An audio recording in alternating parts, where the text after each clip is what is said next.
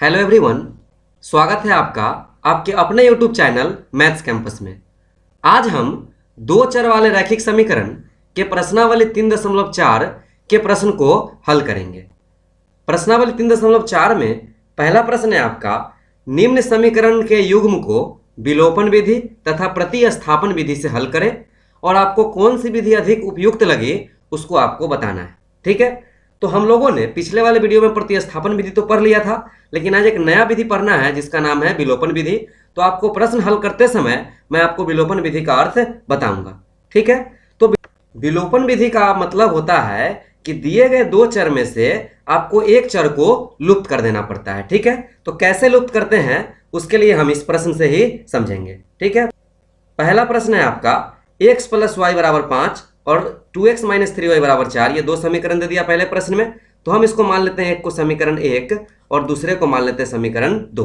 ठीक है, अब यहाँ क्या करते हैं, हम एक चर को लुप्त करेंगे। हम यहाँ पर सभी प्रश्न में x को लुप्त करेंगे, आप चाहेंगे तो y को भी कर सकते हैं। क्या नियम है उसको मैं यहाँ पर अभी बताऊंगा। चर को लुप्त करने में क्या करते हैं कि दोनों के गुणांक को हम एक दूसरे में गुना कर देते हैं। जैसे समीकरण 1 का गुणांक अगर x को हमको लुप्त करना है तो 1 के गुणांक में x के गुना में कितना है आपका 1, तो इसको समीकरण 2 में 1 से गुना कर देंगे। ठीक है, और समीकरण 2 का जो गुणांक है x का वो कितना है 2, उसको हम लोग गुना कर देते हैं समीकरण 2 में। ठीक है, और गुना करने के बाद यह देखते हैं कि यदि चिन्ह समान हो तो उसको घटा देंगे और चिन्ह अगर विपरीत हो तो उसको जोड़ देंगे। ठीक है, इसी बात को हम यहाँ लिखेंगे। समीकरण 1 में कितना से गुना किए हैं 2 से, और घटा देंगे। हमेशा यहाँ पर घटाइए, अगर x काटना है तो आपको हमेशा घटाना है, ये आप हमेशा याद रखिए, क्योंकि आपको x वाले सवाल में इधर हमेशा दोनों प्लस में रहेंगे। कभी कभी आपको माइनस आएंगे तो वहां पर जोड़ देंगे। माइनस समीकरण 2 गुने 1। ठीक है, इसका क्या मतलब होता है समीकरण 1 में 2 से गुना करना? इसका यह मतलब हुआ कि जो समीकरण दिया गया उसमें 2 से गुना कर दीजिए। x में 2 से गुना होगा, कितना होगा आपका 2x, y में 2 से होगा आपका 2y, 5 में 2 से होगा 5 दूनी 10, और समीकरण 2 में 1 से गुना करना है तो ये समीकरण 2 जैसे के तैसे आपका रह जाएगा। ठीक है, बराबर 4। अब यहाँ पर घटाना है तो यहाँ माइनस का चिन्ह पड़ेगा, यहाँ माइनस है तो किसका चिन्ह पड़ जाएगा प्लस का, और यहाँ किसका चिन्ह पड़ जाएगा माइनस का। 2x से 2x कट गया तो यहाँ बचेगा 3 और 2, कितना y बच जाएगा आपका, तो बच जाएगा मेरा यहाँ पर 5y, और बराबर इधर घटाएंगे तो कितना बचेगा 10 में से 4 जाएगा तो आपका बचेगा 6। ठीक है, इंप्लाइज करता है y बराबर निकल गया मेरा 6/5। ठीक है, अब इस y के मान को समीकरण 2 या 1 में रख देंगे। ठीक है, तो हम क्या करते हैं समीकरण 1 में y बराबर 6/5 रख देते हैं। ठीक है, तो कितना हो जाएगा रखेंगे 1 में, तो पहले समीकरण 1 को लिख लीजिए, x प्लस वाई बराबर कितना है आपका 5, ये समीकरण आपका 1 है। यहाँ पर हम x का मान रख देंगे 6/5 बराबर हो जाएगा इधर 5। अब क्या होगा, यहाँ से अगर x का मान निकालेंगे तो 5 माइनस हो जाएगा 6/5। इंप्लाइज करता है अगर 5 एलसीएम ले ले तो 5 में 5 से गुना होगा 25 माइनस 6, 25 में से 6 घटेगा तो कितना बच जाएगा आपका 19/5। ठीक है, इस तरह से x का मान कितना आया आपका 19/5 और y का मान आपका कितना आया 6/5। ठीक है, तो इस तरह से हम इसको विलोपन विधि से हल करते हैं। अब हम इसके प्रतिस्थापन विधि के हल की ओर चलते हैं। प्रतिस्थापन विधि से हल आपने पिछले वाले सवाल में किया था, उसी प्रोसेस की तरह हम इसमें भी बनाएंगे। समीकरण 1 और 2 मान लिए, दोनों को हम क्या करते हैं समीकरण 1 से आते हैं, यहाँ से x या y का मान क्या करेंगे निकाल लेंगे। ये आपका समीकरण 1 है। ठीक है, यहाँ से हम x का मान निकालेंगे तो कितना हो जाएगा 5 प्लस y, इधर आएगा तो माइनस y। अब क्या करते थे, यहाँ से समीकरण 2 में x बराबर 5 माइनस y रख देते थे। ठीक है, तो यहाँ से इंप्लाइज करता है समीकरण 2 कितना है आपका 2x माइनस 3y बराबर 4, ये मेरा समीकरण 2 है। 2 और x के स्थान पर आपको कितना रख देना है 5 घटाओ y माइनस 3y बराबर है आपका 4। अब यहाँ से 5 में 2 से गुना होगा 10 माइनस 2y माइनस 3y बराबर कितना हो जाएगा 4, 3 और 2 हो जाएगा माइनस 5y, और 4 प्लस 10 को बराबर के अगर इस 10 को उधर भेजे तो माइनस 10 माइनस 5y बराबर माइनस 6, माइनस से माइनस कट गया, इंप्लाइज करता है y बराबर हो गया आपका 6/5। दोनों विधि से निकालेंगे तो आंसर वही आने वाला है आपका। अब क्या करेंगे कि समीकरण इसको हम 3 मान लेते हैं। ठीक है, समीकरण 3 में y बराबर कितना रख देंगे 6/5। ठीक है, किसी भी समीकरण में आप रख सकते हैं, सबसे आसान 3 में रखना है।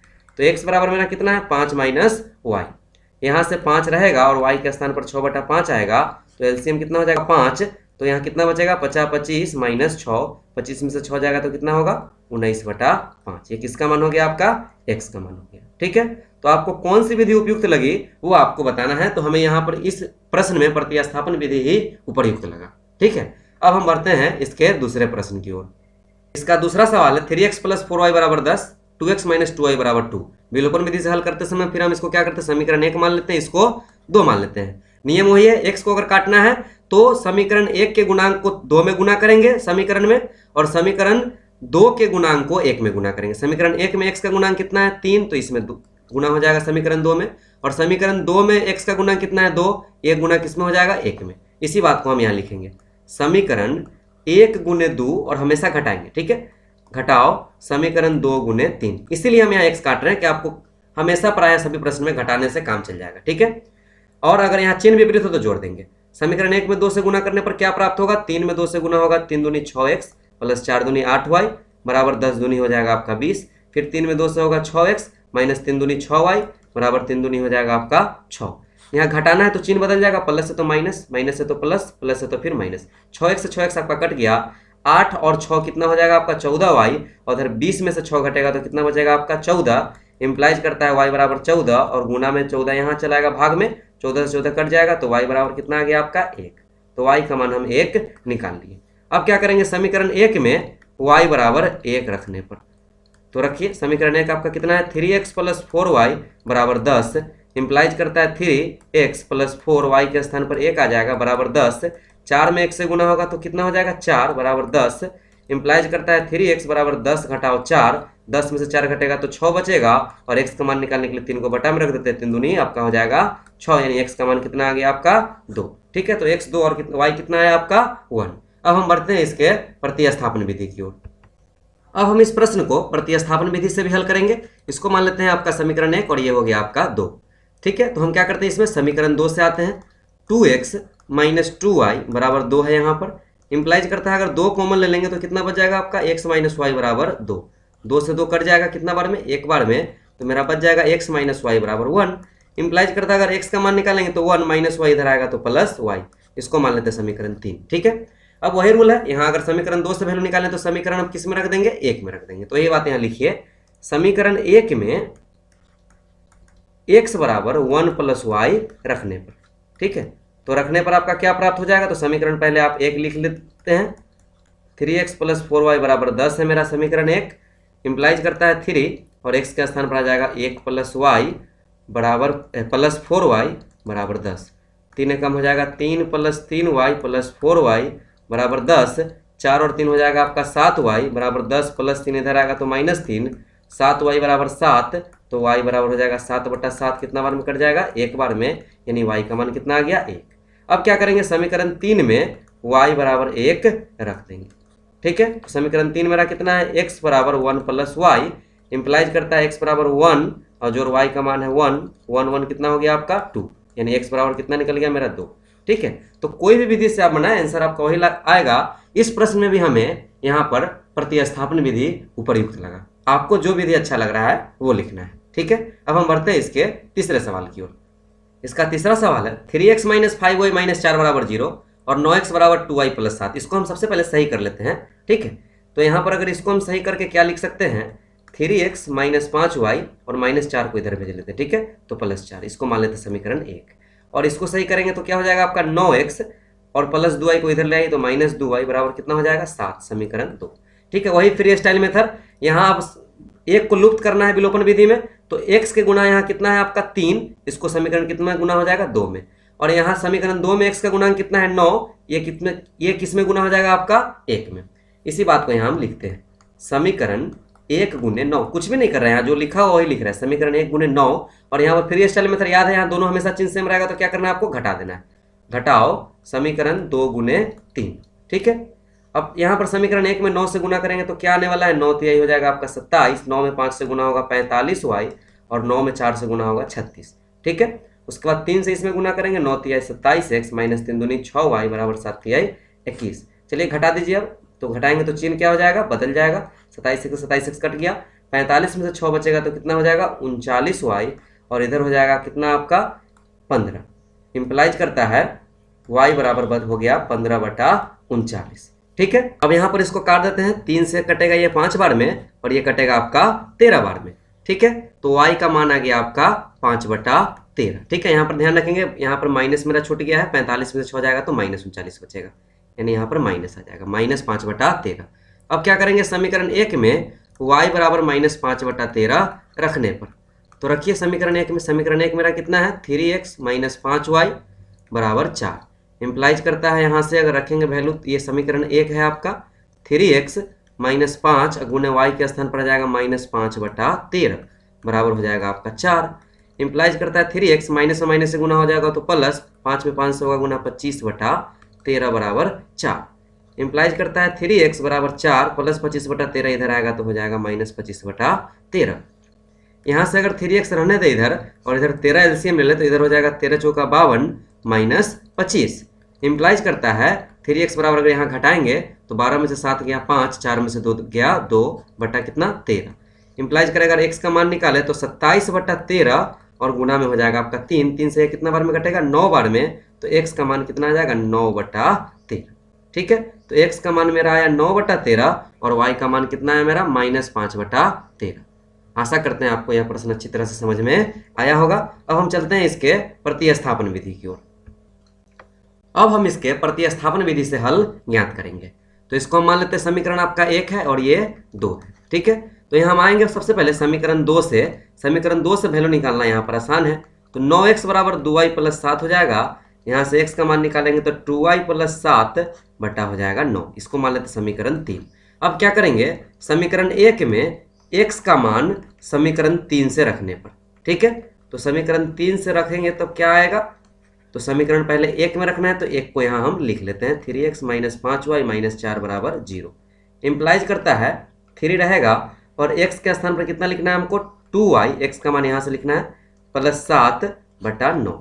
ठीक है, -5y - 4 बराबर 0। अब यहाँ से देखेंगे 3 से ये कितना बार में कटेगा 3 बार में, तो आपका ऊपर बच जाएगा 2y + 7/3 -5y और -4 को उधर भेज देते हैं तो +4। एलसीएम यहाँ 3 हो जाएगा तो 2y + 7 -15 बराबर हो जाएगा आपका 4। तो यहाँ पर अगर देखेंगे 15y होगा आपका, 15 में से 2 जाएगा घटेगा तो -13y + 7/3 बराबर 4। इम्प्लाइज करता है -13y + 7 बराबर हो जाएगा 4 तिहाई 12, क्रॉस गुना कर देंगे तो -13y बराबर 12 घटाओ 7 तो कितना बचेगा 5, तो -13y बराबर 5, तो y बराबर हो गया 5/-13 अर्थात -5/13।